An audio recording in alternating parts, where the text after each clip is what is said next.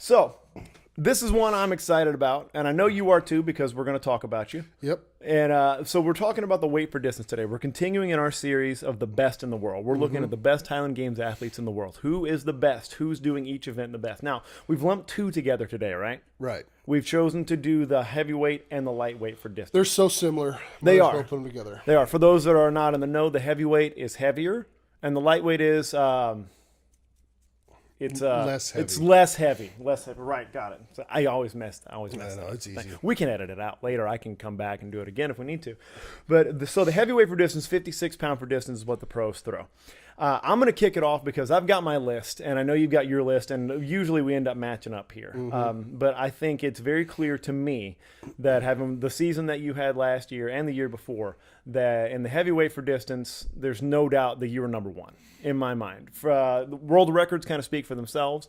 I know that you and Chuck kind of bandied back and forth about world records. There was some issues about Chuck's getting verified and all that kind of stuff. And Chuck's very, he's very cool about that. Like he's not you guys don't have like a real feud about it. I kind of hate his guts. Yeah, well, you can hate his guts and still be friends. That's true. That's part of the game. Oh, we ate his steaks last night, by the way. Oh yeah? Yeah. Yeah, how were they? Awful. They were terrible. I hated them. No, they were delicious. Damn it. They were so good. I know. He's another so one. nice. Like we said before, he's a guy that even if you didn't want to like him, you'd have no choice. Yeah, he really shouldn't be on this list, but we put him on there just because he's nice. Just because he's a good dude. Yeah, absolutely. Chuck's Steaks for Eating, was that the name? Yeah. Man, why didn't he put that in the note? He really He should have. Chuck Yeah. Steaks for Eating. Hey, if you don't follow Chuck on Instagram, he's a great follow. Chuck Casson. I don't know, Mr. Chuck. I don't know what he is. Something like that. Just look up Chuck Casson. Yeah, or don't. You'll be fine. Yeah. Your life will be just fine. That's where his hashtag games. It's a strong It's hashtag good. game. Chuck's Gym for Muscles. Right Chuck's out Feel of, for Throwing. right out of the book of Dwight Schrute. It's good stuff. So yeah, I've got you at the top of that list, man. I've seen you throw in person many times. I've worked with you in person on the weight for distance.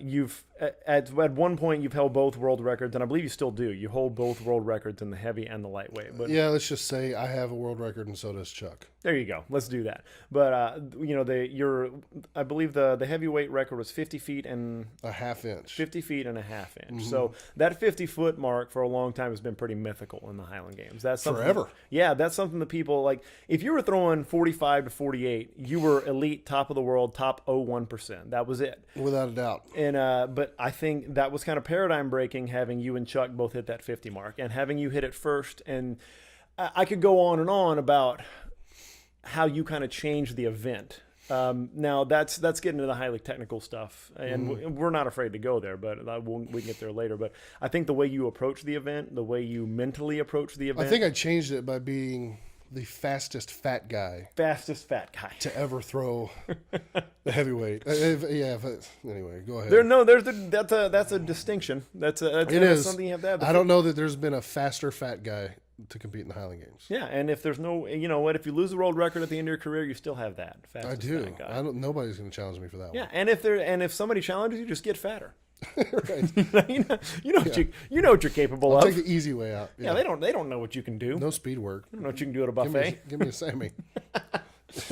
So in terms of that 56, I put you clearly at the top. And even if it were even closer on numbers, if the field were closer, I would still put you up there because of the technical changes that I've seen you undertake. Now, on my YouTube channel, we actually did a breakdown of the one-turn drill, which is one part of what you do of the throw. And a lot of people talk to me about that one still. They still bring that up of how much that opened their mind to how to think about this event, that instead of it being a turn and another turn where you're trying to drive the weight out, that it became more an event of I'm just turning right in this back corner as tight as I can. Right. And using trying to stay here and give myself as much room to run across like that. But there's other stuff too that's more subtle. I think that you're the first person that really mastered the idea of pushing the weight with your throwing hand, but at the same time driving the left side of your body. There's two schools of thought in weight throwers in general. That people that want to push, There's the wrong way, and there's the Spencer and one. there's my way. Right. Yeah, no, I firmly believe, excuse me, I've been feeling like shitholes It's for okay. the last 2 days. It's okay. You look worse though. I know. Yeah, I woke up this morning, finally looked at the mirror, I'm like, I can do this. And then I walk out and Liv's like, are you sure you're going to go? I'm like, yeah, thanks. Yeah, it's fine. Thanks. Anyway, Yeah, as far as, I took a lot of training advice on the weights, coming up from tons of different people. And I suggest doing that, get a bunch of different advice and then kind of find what works for you. Nothing was working for me. Like I'd get to certain levels and then I'd just tabletop and I couldn't figure out what I was doing wrong or what I was missing. So finally I just backed off and went back to, typically how I threw in the past, being a shot put or discus thrower, mainly discus. Think about how do your levers work in discus, and started applying that to the 56 in every part of it, in my wind, where I start. For you lightweight guys, 56 weighs a lot more, but at the end of the day, it's still only 56 pounds. Right. It's not, God, that was a good throw, man. It was a good throw. Well, and that's the point too. Like in the gym, you're never going to lift anything that light unless you're curling it. That's and the biggest thing, talking about where my feet are, that's a lot of people try and do that, but they don't change when they start. And we're getting into more coaching stuff, but I start my throw right now. right. And a lot of people cast that thing way out in front, and I think that's a gigantic mistake. Yeah, they throw the cast away just to get it moving. Yeah, now you've got this implement that you're throwing, controlling what you do, instead of the other way around. Right. But I don't want to get into a lot of the technique stuff. I don't want to give away some secrets. Right. But I'll freely do it if you come train with me. Yeah, he will. If you want to come down and throw, I'll coach you up for free, unless it's on my time, and then it'll cost you. Right. So Just it's, like everybody it's else. free unless you don't feel like it, is what you're telling me. Okay, I don't like you. that's what I'm gathering. So I think you've also shown in not just the big numbers, because I think like early on when you were hitting some big numbers in weights, you would hit them once in a while, but then things would, you'd get a little bit of He is all over the place. You were inconsistent, but this last season, you were regularly able to put together numbers over 45, 47, 48, even when you weren't throwing at world record pace. And to me, that's one of those things we've talked about week over week that is a hallmark of somebody that's going to be at the top of this list. Right, And that, consistency's got to be there. I think that definitely parks you there. And again, I think you're going to see, like we've seen with, like we talked about with Stones, you're going to see there's some small technique things in a constantly evolving, like always kind of reinventing sport like this, as old as it is. You're going to see, I think you're going to see more people start doing the kind of stuff. You're going to see film study of people doing what you're doing, changing their approach to this whole thing. As far as people, studying the way I started throwing, I've already seen it happening. Yeah. I'm not against it. I just think you need to watch someone. I think most efficient technique to learn from is Matt's. I'll always say his videos, stuff he put out a long time ago, the way Matt Vincent threw is the way you should learn. And then once you start, and one thing Matt and I always talked about is him trying to get more speed in his first turn, which I think he never really got into. Yeah. Once I started realizing that I can get as strong as I want, and it's going to have minute changes, where I can really amp up the volume at the beginning of the throw and speed everything up. When I started doing that, I had a year of big throws like you're talking about, but I'd be fouling out the left side every single time. And so that offseason, I said, how the hell am I going to stay in the trig and keep the back speed up? So that's when I started turning my feet more and more and more to where, it's almost 2 full South African turns now. Yeah. One stationary, then one drive. But it works for me. Not everybody needs to turn that much. Again, I'm extremely fast for my size. Right. And I'm carrying a lot of body weight around, so I can counter that thing. Or I don't even have to counter, I can control it a lot easier right here at a neutral position than somebody, that's 280. Right. It's a huge difference, especially when I'm throwing at like 330. That's going to be a big difference. Right. The way a lot of people, myself included, have to, like the way I can control the 28 is way different. Like that, Right. I can, and somebody at your size and strength level can control the 56 that way. Yeah. Like I kind of have to ebb and flow and I have to ride the 56. Like I have to wait for moments to apply force. Otherwise, it's just going to take me Right. when it's at speed. So yeah, I think you are, like we said, you're going to see the sport evolve around that. I mean, anytime you see a world record broken, anytime you see somebody approaching that, I think you're going to see an evolution immediately of high level athletes. The kind of guys that you're competing with are smart enough to realize, like, like, yeah, I got my way. That's great. But this way is equaling world records. Right. So what can I integrate? But at the same time, each individual has different attributes, different abilities. And then, and that's the thing, when people start working on it and then the whole group starts getting better, then everybody has to start saying, shit, everybody keeps getting better. What do I need to do? Right. I got to keep up with the pace of everybody else. And, it's a weird thing. The weights, there have been some good weight throwers in the past, but it's been, 1, 2, maybe 3 guys in the group that are out and, every now and again hit a 47, 48 foot throw. Mm. But it was really rare. And now, like, I've hit it a bunch. Yeah. And Chuck's hit it a few times. Chuck's been, well over 45. And, as far as numbers for the pro level, we're just throwing numbers out there like everybody knows what we're talking about. Yeah, good point. Kind of as an amateur, the numbers you chase in the weights are 40-foot heavyweight, 80-foot lightweight. Those were always, kind of the gold standard. You have to be throwing that before you turn pro. If you can't hit those two numbers in those two events, you have no sense in going. Now that number just seems like it's getting higher and higher. Yeah. I mean, well, 40, 80 is good. Games too. Yeah, 40-80 is good, but, we were talking, Damian Fisher had one of those, I can't remember what games we did last year, but Damian hit all the perfect numbers that somebody posted one time, said, you want to be a good pro, these are the numbers you have to hit. Damian literally hit all of them and got like 7th. Right. And we were laughing about it. He's like, man, I hit these perfect numbers. No, it was at Estes. And on top of that, he hit some big hammer numbers. And he was like, yeah, and I got like 5th or 6th. And that's evolution right there. From the time that was written to the time that the sport changed over. But that 40-foot barrier used to be a hard one to hit. And now, I mean, people screw up and hit it. Right. Like people are having bad throws. I'll have a bad throw still go 44 now. Yeah. And I've seen people that aren't great weight throwers have a bad throw still sail well over 40 feet. So, now we're talking about that heavyweight. If you're going to be competitive, you've got to be consistent over 43 feet. Yeah. I think, and a 3-foot jump is huge. And especially, with a 56-pound implement with not a lot of margin for error, that's huge. Yeah. So now you mentioned Chuck. Is he your number 2 on the list? Chuck's my number 2, without a doubt. Yeah. Okay. Tell me why. Tell me, just beyond the numbers, tell me what, obviously the numbers are there, and I think the consistency, if you're putting you two next to each other, in my mind, the distances, because you've been able to hit close distances in your biggest throws, I think that's close to equal. Mm-hmm. But I'd say that he doesn't do it quite as often as you. I agree. I'd say that's the reason. But what's your thinking? Well, Chuck's consistent at that mid-40 range. And this past year he was hurt, and even though he was hurt, here he is at Celtic. I think at Celtic he was finally feeling better. But even though he was hurt last year, he was dealing with some ankle issues. He was still able to be at that consistent mid-40 range most of the year.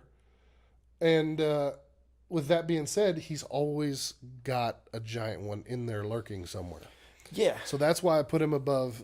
Our third place guy will be Scott, because Scott's consistent. He's gonna be at that mid-40 range every single time. Right. No matter where you are, no matter what the surface is, no matter the implement, he's gonna throw, 43 to 45 feet. Right. Chuck is going to throw that every single week, and then he might hit 48. Or he might hit 49, 50. Like it's in him to do it. Exactly. He might be feeling good. He might be fresh. Something might click, and Chuck might drop a bomb. So he's always – and the way he throws, too. Like, I wish Chuck would come down and train. Like, yeah. Again, as soon as I retire, I wish Chuck would come down and train. As soon as I don't want to do it. So stylistically, we talked a lot about individuals and how people are different. Mm-hmm. You and Chuck look different. You're different sized athletes, mm-hmm. Different lever and stuff like that. How big a boy is he? I mean, Chuck's got to be 6'3", and I would guess, I can't remember what he said he was last year. I think he's sitting around 280, 290. Yeah, so, I mean, overall... Maybe. I don't know that he's that heavy. Yeah, so overall, I mean, to me, he's a little... Have you ever seen the hind end on that guy? Yeah, he's got to be every bit of 280. Man, you could serve drinks off of it. I mean, Bounce quarters off that dude. Something to behold. We might dedicate a whole show Yeah. to just the cast and donk. Chucks. Chucks. But yeah, so he's a different looking athlete, and he does not, I say this with all due respect to him as one of the greatest throwers in the world. He doesn't move as fast as you do through the throw. No. He's not a blinding speed kind of thrower. So He's a very balanced, strong guy. Yeah. Is it just strength that's making that happen? It's a lot of balance, and he. When I say balance, that also means he times everything up and stays balanced enough to hit good angles where he knows he's going to be strong. It all comes back to levers. Yeah. You watch old videos of Chuck and he looked terrible. Right. And he was still the same big strong guy. Chuck is extremely freaking strong though. Yeah, he is. That's what I think a lot of people take for granted is how damn strong this guy is. But you can see in his throw how balanced he is, and what I don't like watching him when I watch him is he's got a nice quick tight first turn and then a big jump in the second turn. Yeah, he gets a little airborne. Yeah, I think if he can get that under control and drive a little more right there. It's a good looking throw though. Yeah, I mean that was a big throw. I think he went 44 or something, and that weight at Celtic's not a great weight. Yeah. But he's one of these guys that same kind of story. I've mentioned before, I threw with him as an amateur at North American Championships when he won, and that was the year before he went pro. Right. And the numbers were good, and they were good amateur numbers, and they were enough to go pro at the time. But there was just nothing about his weights that I was like, whoa, that popped out to me about the delivery of him. And then I'd say in like the last 18 months, maybe last 2 years, you really saw that kind of that growth into it. And I just he's figured out how to find the right amount of separation at the front where he can be really strong, and because it's kind of deceiving. He's got a super fast finish, but it never really looks that fast. Right. It's the same in hammer, and then we'll get to him in hammers, but it doesn't look fast. It's deceivingly really fast. He's got long arms too, and that plays into that sometimes. For sure. Like sometimes with a longer armed athlete, you're looking at the person moving, and it can look slow, but if you're watching the implement, that's the key. Yeah, exactly. If you see how fast that implement's moving at the end of that long lever, that can be real instructive. Yeah, it comes out hot, man. It always does. Yeah. And it always helps with being a big, strong boy with a giant rump. Yes, always. In many, many parts of life, in many facets of life, that helps you a lot. And I'm known for saying this on the field: being big and strong never goes out of style. No. It's always cool. It always helps, even if you're not throwing. It's pretty cool. All right, so let's bump down to number 3 then. Yeah, Scott Ryder. We mentioned him earlier. Scott's a guy. He's been throwing forever. God, I hope he competes next year. He's got to. He already accepted the invite to Worlds. All right, good. Scott's one of these guys that just consistency. We talk about consistency almost every single episode, and this is Mr. Consistency himself. He's so freaking on it every single time. Even when he's having a bad day, you pretty much know where he's going to finish up. Yeah, I mean that's again we talked about. And he's got a really efficient technique. We talked about it in his stone technique as well, just balance. Yeah. We talked about it with Chuck, but Scott is just like he's much like Matt Vincent as well. He's just a study in being balanced, and like he reaches and he creates distance and he creates length when he needs to, but he's never overextending himself. No. And I think that's really interesting because there are times in your throws where you're very much not over your hips and you're pushing like it looks imbalanced comparatively, but it's a different approach. Yours is much more like I'll give you an example. Like a lot of times when you land and from the cast and you sprint, like that left side, you're really going. Oh yeah, Like, I'm physically trying to drive my shoulder forward. Right, and you don't see that. You're not sitting on top of your hips as well a lot of times. So, but it's an interesting style difference that shows you. Oh, it's hugely different. And where you really see the difference is if the ground is shitty. Like he's so balanced up here. Right. I would again, like you say, I would be much further reached out. Right. I'd have a body angle, more leaning towards the trig. This is where we need the Monday Night Football. Yeah, exactly. You have any dry erase? Nice. But I'm driving hard as hell off this back foot, and Scott's driving, just not as aggressively as I am. Yeah, it's like he's almost wanting to not go for broke. And Right, he's make working. Sure that he's set up working on getting that separation. Right. At the front, I'm working on getting way more linear energy into that implement.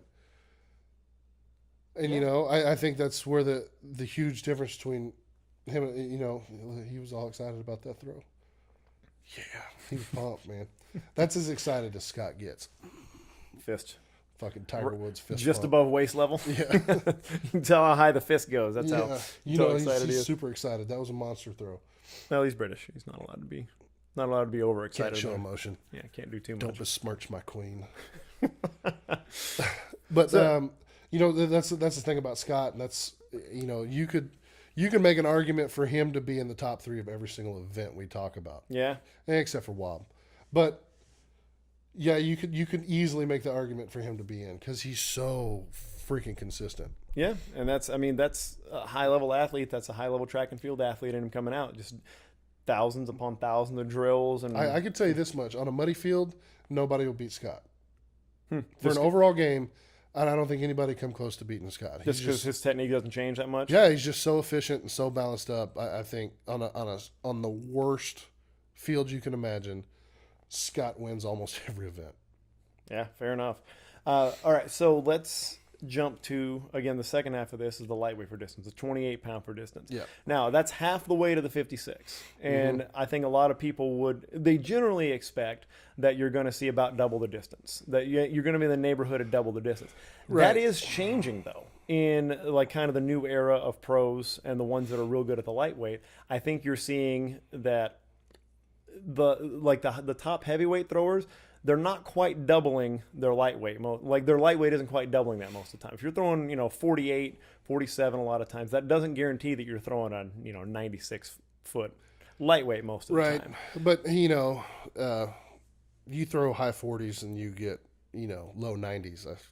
You're fucking doubling it.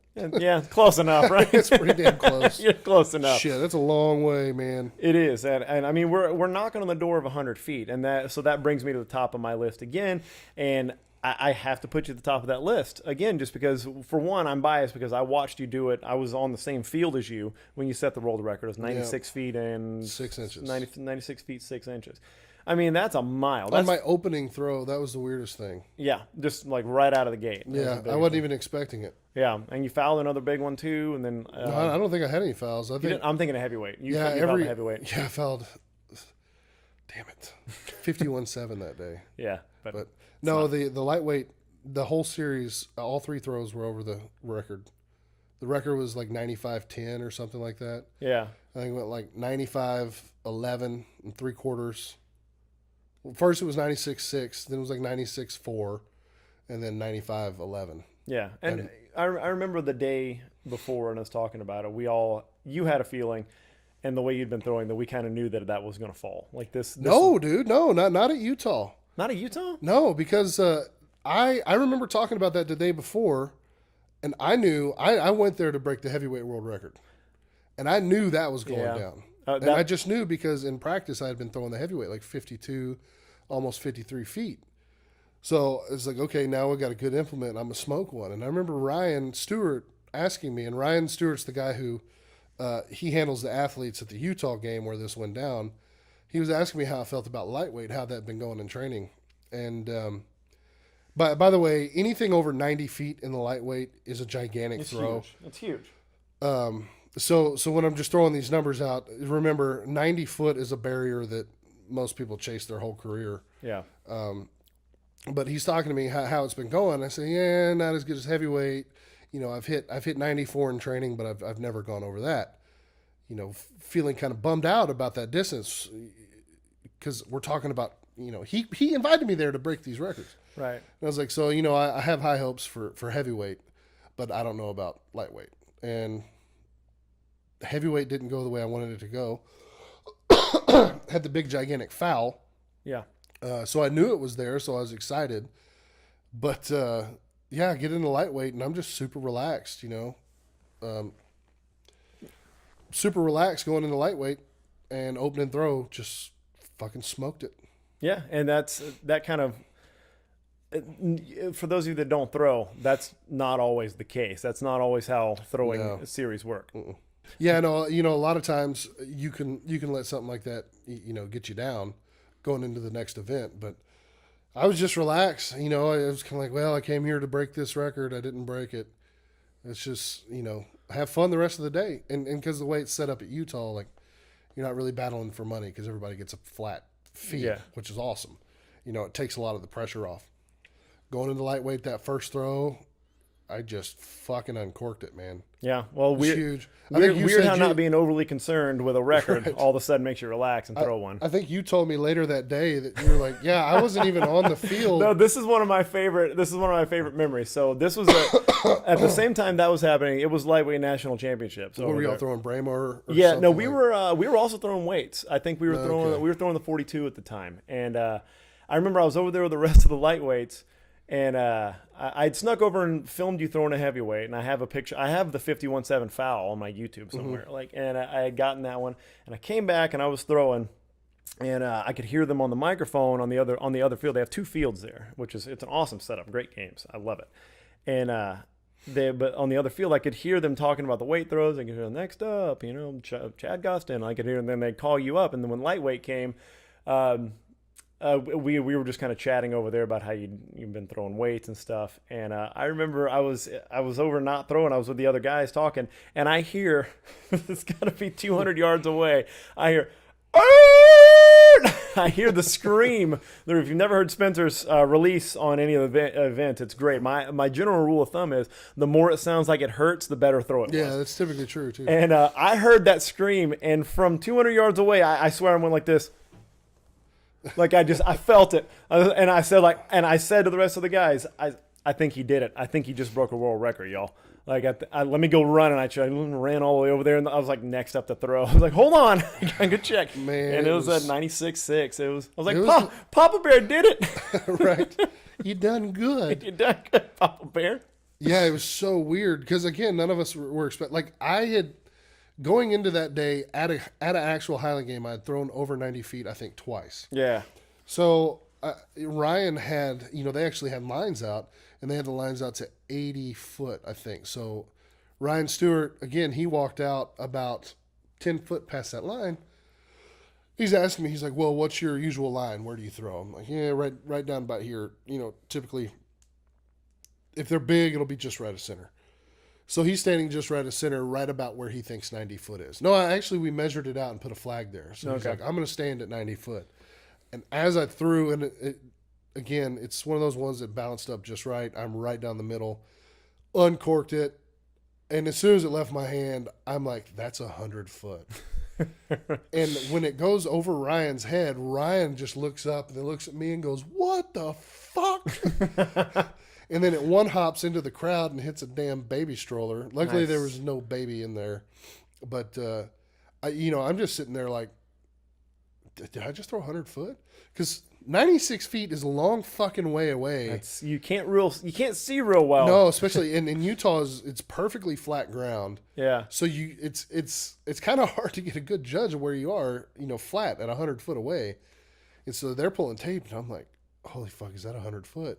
And I see it's not 100 foot, and I'm almost disappointed. You're mad, yeah. Only a world record. And then I realize, oh shit, I just broke the record on my opening throw. And then I can't remember who was announcing, but he came over. He's like, wait, what happened? And he's on the mic. He goes, what the fuck just happened? Family show. Yeah, nobody was really expecting. I wasn't expecting it. It was cool. And then that set the stage for the rest of the day, and the rest of the day was awesome.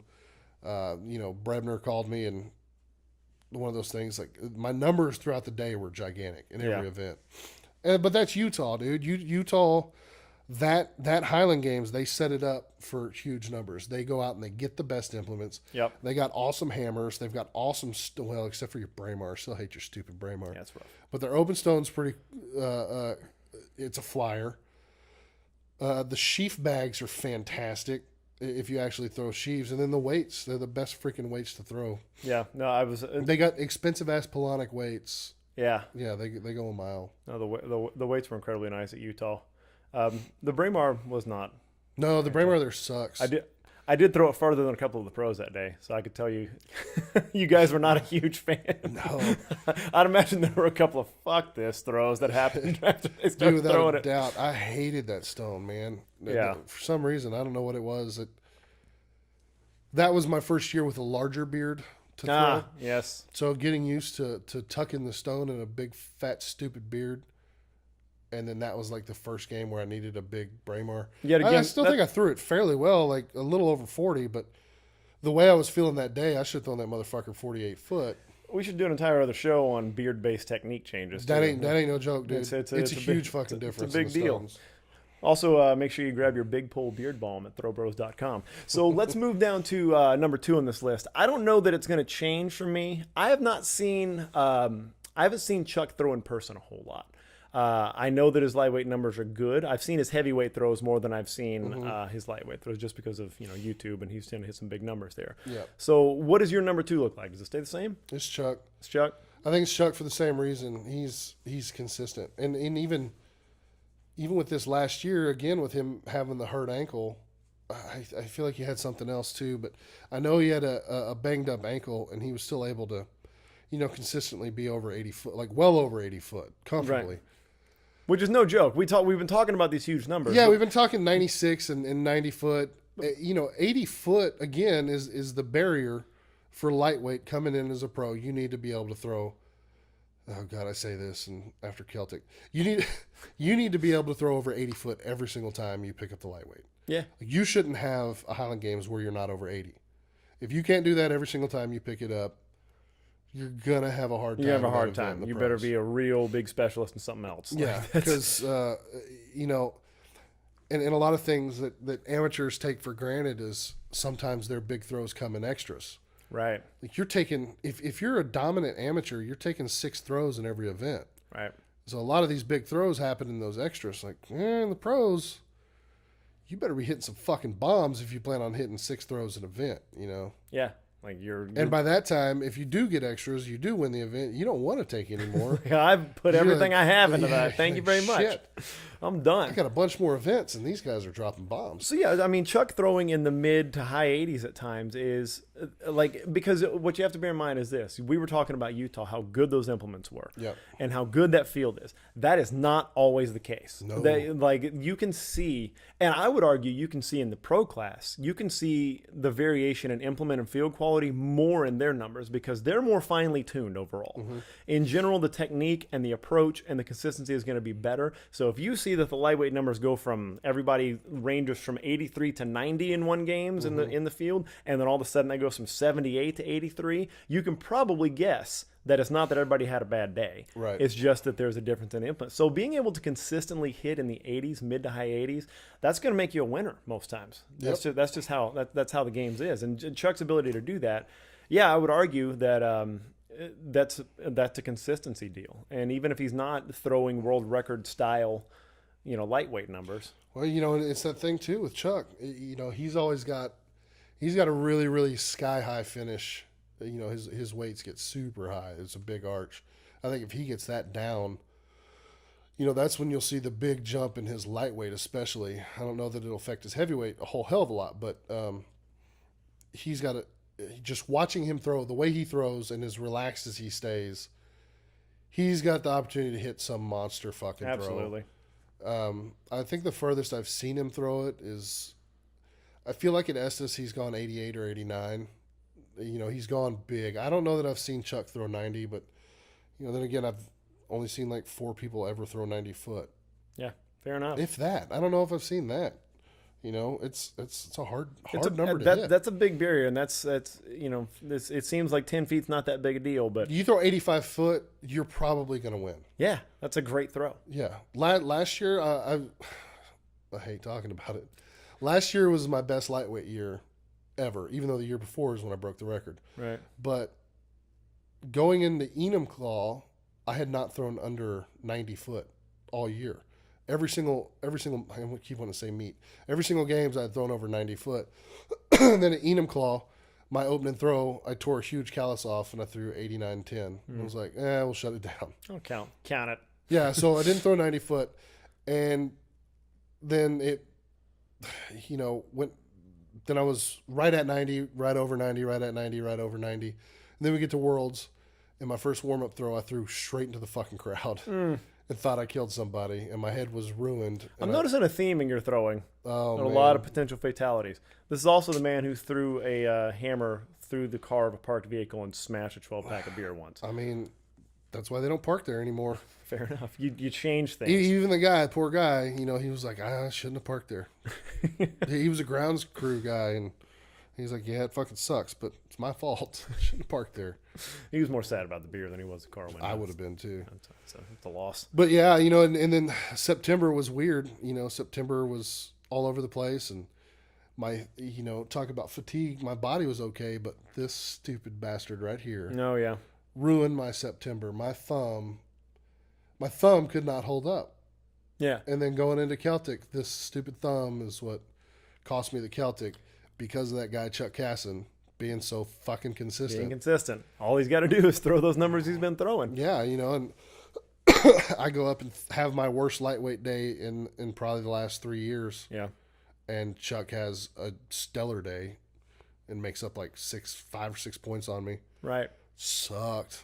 Super happy for Chuck. Right. Super bummed for myself. But not really. We're not. Yeah. Like, we're just saying that because the video's on. Like, we're just saying we're happy for Chuck because the video's on. But like earlier you were saying that. Yeah, we won't talk about earlier. We'll just keep on the camera stuff. Oh, okay. Gotcha. So for those, the uninitiated, for the throwers out there, you're going to get this. But when Spencer talks about his thumb, like most people that are halfway intelligent hook grip the waist. 99% of people who are throwing far. And a hook grip is when you have the handle going through your hand. And instead of just gripping it over like this and having your thumb on the outside, you're actually grabbing your own thumb and running your thumb along that handle like that. Now, that's not comfortable to begin with. But how are you doing that? Well, I normally don't do it on my finger. Well, you still wrap the thumb around your finger. Yeah, you're right. I don't know what I was doing. What the fuck are you doing? Like, no, I just put it on top and hope for the best. That is very wrong. He's like trying to do this magic trick. I guess there we go. Then your thumb comes right off and people cheer. Damn it. But yeah, so when you're moving at the kind of pace that the pros are moving at, and especially you're moving at the speed you're moving at, that's creating a lot of pull on that thumb and a lot of smash on that thumb. It is. It just goes numb mid-season usually. That's you just. Fuck, I wish.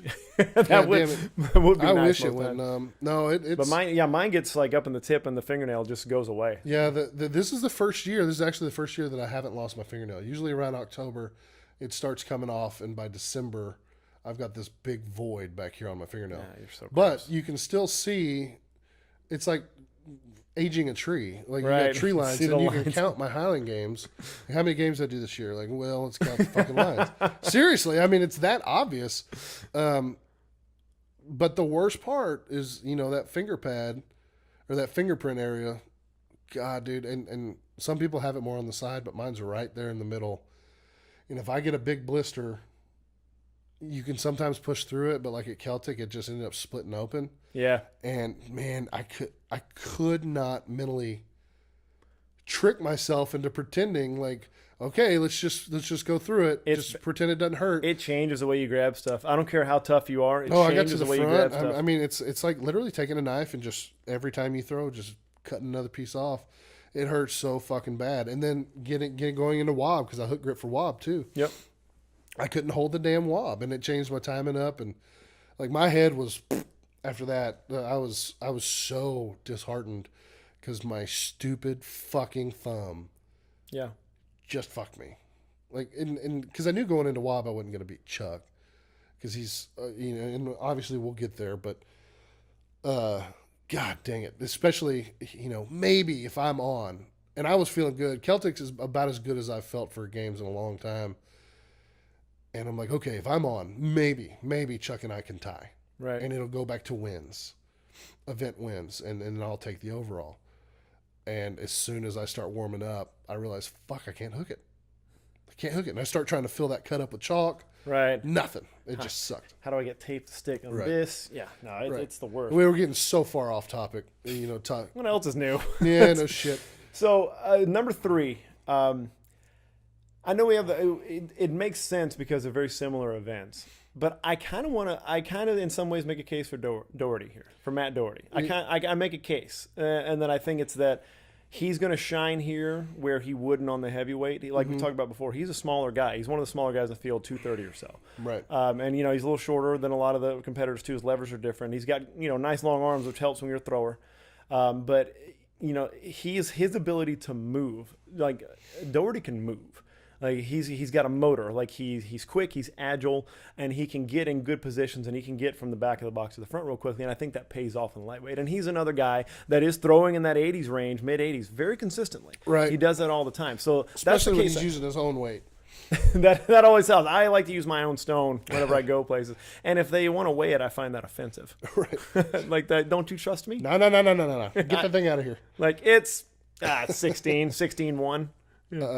Yeah, Doherty. No, and I agree. It for me, it was kind of tough between Doherty and, Ryder because Scott's right there too. But I think if I had to, I'd give the edge to Doherty. I don't know why. Maybe because Loon, he ended up pulling out a big event win in Loon and, threw well. Sure. Well, the ability to do that, you have to account for. Right. And those at the pro level, there's not a lot of flukes. No, there's not. That I had 2 big fouls, so it was a fucking fluke. Yeah. Well. Anyway. No, you're the sun in this solar system. Everybody else is just the planets. I agree. Size wise, it works out too. It does. No, I agree. Doherty, he deserves to be up there, and he's an interesting guy too because we talk about technique. His technique. Yeah, is way different. It's odd. Like I don't want to say odd. That's mean, but I think it is super odd. As athletic as that guy is, but you talk about his body weight being so low, especially in the heavyweight. You see it, and he's a good heavyweight thrower too. Yes, but it carries over in the lightweight some. He is one of those guys that really casts the weight out in front. If y'all go find Matthew Doherty throwing, that's a technique. Unless you're a little bitty guy. I would not try to emulate, but he makes it work for himself. 6 feet tall, 230 pounds, little bitty guy, by the way. Right, tiny. Yes. Tiny man. It's weird. That is weird because you see him out. He looks like a fairly sizable guy. Yeah, but then on you the get him field, around all these other freaking hunks. He's like an infant. Right. He looks like our action figure. Nice. But no, Doherty's he's definitely a contender in the weights, and he's another one of these guys that can sneak up in any freaking event, but he's always consistent in the weights. Yeah. Well, and, you mentioned Scott, and, we watched video Scott. We talked about Scott on the heavyweights. It's kind of the same thing that his technique, is going to be consistent. He's going to be balanced. And that kind of what you see is what you get. The numbers that he's hitting, you can guarantee he's not going to show up and flop. But he also might not show up and throw 6 feet further all of a sudden. Right. But the consistency, man, that's a quality that's really hard to beat. And we've mentioned on this show before that you can be third in every event and win. Yeah. That's a way to win in this sport. Yep. And if you can consistently throw that way, there's a lot to be said for that. And somebody with Scott's background and his approach to throwing, I think you can see that. And then he will, like any good thrower, he's going to pop out a big throw and win an event once in a while. Yeah, he's going to, and that's the whole thing about being a competitor. And Scott has a knack for when he's like you said, he may finish second all day, and you kind of forget, like, holy shit. Yeah. There's Scott, and then you get down to Caber or something. I'm like, well, Scott's going to have to really pull one out here, which is easy for Scott and Caber, but right. And then he does. All of a sudden, when he needs to step up, he does and just crushes some dreams. He's really good at that. Yeah. Fucking Brit. Yeah. Sounds like you may have been on the receiving Sound like end you're of a couple. from London. Might have been on the receiving end of a crushed dream or two over there is what it sounds like. Yeah, man. Scott's pissed me off a couple times. It's hard to, especially when it's hard to not like the guy again. But we're gonna try though. We're gonna try really hard not to like the guy. He's such a condescending prick, and that's the kind of person that I fall in love with immediately. Oh yeah, I just love it. Anytime you feel good about something, Scott's like, "Oh, you think you're the big man, do you?" It just immediately makes you feel like a piece of shit. You're like, well, no, but it was cool. I mean, you saw it. What? Just give me this. And then 20 minutes later, he FaceTimes his kids, and they're no shit. They're like, "Hello, Daddy." You're just like, man, you got a cute little family. It's like Oliver Twist. It is. It's so fucking weird. All right, well, we finally did it. So we got the six people for weights for distance. A lot of overlap, a lot of the same people. No surprises there. We've talked about some up and comers. You talked about Damien, who I think is putting together some really good numbers, and I think Damien's close to uncorking a lightweight. Yeah, I think he's got a lot more to figure out in the heavy than the light, but I feel like he's close to really smoking a lightweight. And you know who we're not going to talk about? Who? Dan Tennyson. Why'd you even fucking say his name? Now we talked about him. Edit didn't it we? out. Now I got to get into the software and everything. Oh my god! Just beep it. Yeah, Put a beep over it. It's true. Every time we say the word Dan, it should be censored. I agree with that.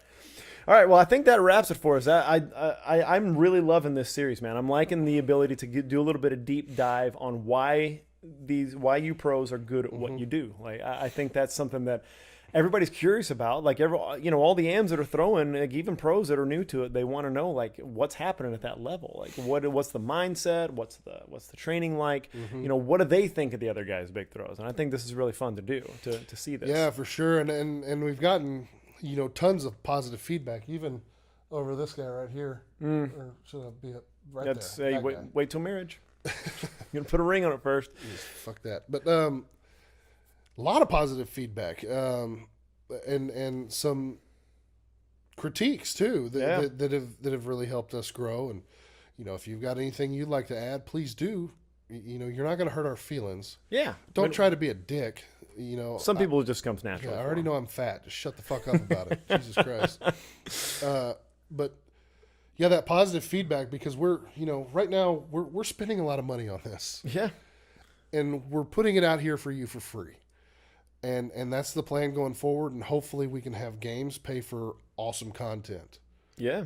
Sponsors play for awesome content. We're gonna I've a couple people, I haven't even talked to you about this, but a couple people have talked to me about doing crowdfunding for this thing. I'm like, no, we're gonna we want to get a product out there and have it be one of those things that, like, holy shit, this came out of nowhere. This is awesome. Right. And we want everybody to get something out of it and not feel like they have to buy in or that you Right. have to pay for this to be a thing. Like I've talked about before, if you feel like you need to crowdsource or you feel like you need to give something, buy your gear at Throw Bros, because that's what the money at that site, that's what this is going towards. So, and we talked about, my segue. Ooh, exciting. Throw Right. Bros just bought us an awesome piece of equipment. I know. I'm so excited I about can't that. wait to debut this too. Like, this is gonna be fun.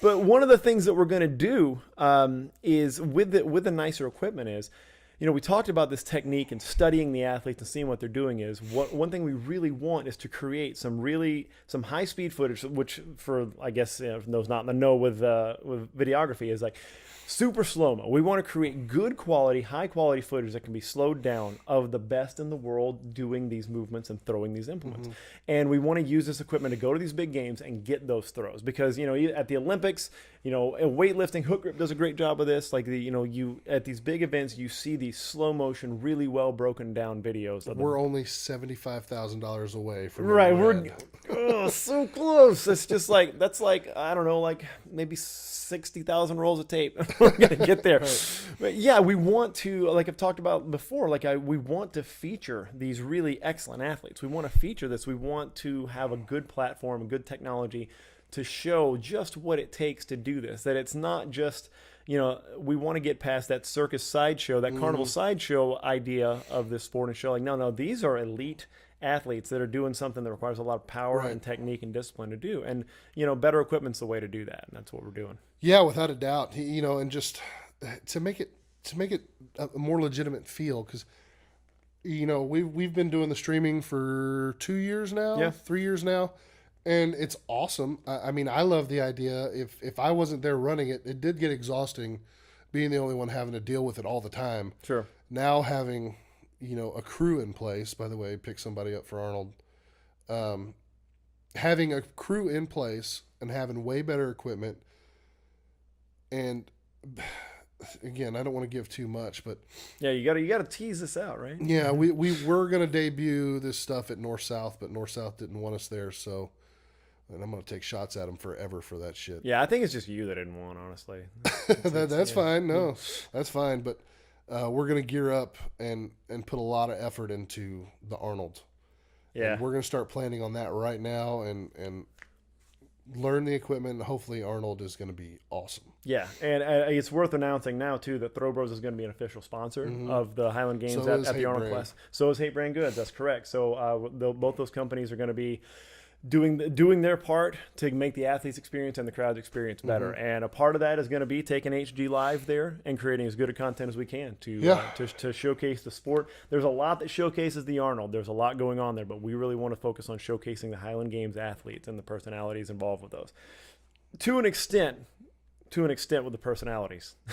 We're going to edit down some of the personalities of you guys to be perfect. I mean, it's on YouTube. It's out there. If you really need to hear how these guys really talk to one another, then you can find it. We somewhere. can't do the NFL. We can't mic you up. Can't mic people up. No. Too much is going to be said. Why? Way too much. Never seen a YouTube video rated NC-17 before. Right. It's It'd be way too much poop talk. Oh my God. Yeah. Oh yeah, no. I would say the first of any Highland Games, the first 3 or 4 events are talking about the poop quality, quantity, and frequency. It's all BMs, man. Yeah, it is. It's all about BMs. Well, everybody has a different amount of fear dumps that they take before a games, and I think it's interesting. You can learn a lot about an athlete about when they fear dump. It's true. But I'm typically unloading alcohol from the night before. Right. Yeah. This is more of it's like an emergency dropping. Yeah. Like, they talk about operators, walking into places, always finding the exits first. Right. Like, I want to know who's coming in, where are they coming in from, where do I get out? Yeah. First thing I find is a toilet that's quiet. Yeah. No, I don't care if it's on the other end of the building. Like, I'm going to find the quiet. No, you're on shitter recon from the second your foot hits the ground. Quiet potty. Yeah. Where's the family bathroom? Oh, because those have the bigger doorway and seats. That's and you good. can lock them, and you're in there by yourself. Roomier, and you can throw your diapers in the diaper pail. Pro tip: if you're on the road traveling, best place to stop and dump is a Tractor Supply. Oh God, you gave it away on the Highland Games live channel? Man, you're going to ruin this for everybody. He shared this with me 2 years ago, and I've had some of the finest Tractor Supply Company dumps. And now you're ruining it. You're bringing it out to the masses. They're the best. I thought Academy was going to take it over, but no, they never do. But Academy does have a family bathroom most of the time. They do. That is a stellar But move. no, the Tractor Supply is the way to go. All right, on that note, we will. So next time we're coming back with hammers. And I think we're just going to do heavy and light in one episode. Yeah, just like this. They're real similar. There's really no change. So yeah, no, I'm stoked together. about that one because I think we're going to see some names that we have not talked about yet. True. I think we're going to see some, and we're going to talk about we'll get into the technique. We'll talk about where everybody is right now, how they did last year, and what we see going forward. But man, I'm stoked. I'm looking forward to that. I'm looking forward to everything that Highland Games Live is doing right now. So yeah, stay tuned. I guess we'll see you next time. Yeah, and this series is coming to an end, so we need to figure out what's following this series. Oh boy, give us your ideas, guys. Send in ideas what you want to hear us talk about. That's it. We'll see you.